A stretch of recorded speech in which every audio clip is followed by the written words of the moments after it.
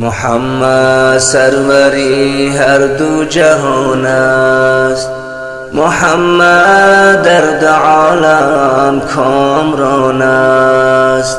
محمد سروری هر دو جهان است، محمد درد عالم کامران است. بود پیغمبر انسان و همجین، محمد قبله قلب و روان است.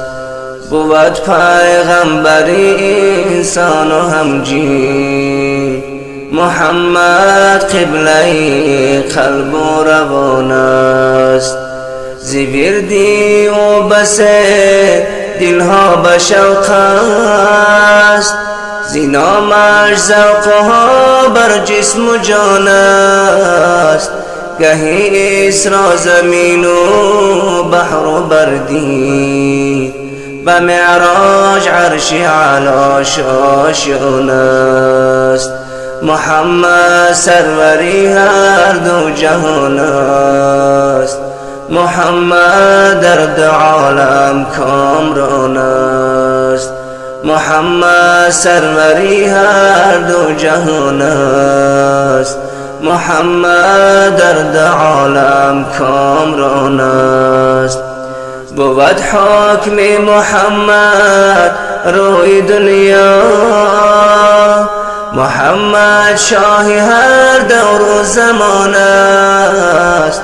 با آیین محمد گبر و ترسا، گرایی چون که او صاحب قران است. محمد سروری هر دو جهان است، محمد درد عالم کامران است. محمد سروری هر دو جهان است، محمد درد عالم کامران است.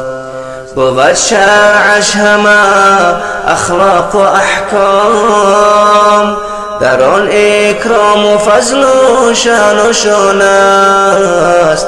اگرچه سجده سوی قبله آرد، محمد را خدایش لامکان است. محمد سروری هر دو جهان است، محمد درد عالم کامران است. محمد سروری هر دو جهان است، محمد درد عالم کامران است. ندای حق بود الله اکبر، از آن خرم زمین و آسمان است. محیط از فیض او سرشار عبرت، منور جمالش کهکشان است. محمد سروری هر دو جهان است، محمد درد عالم کامران است. محمد سروری هر دو جهان است، محمد درد عالم کامران است. بکن مولا ز خاکش سرمه چشم، که کهلی چشم تو این خاکدان است.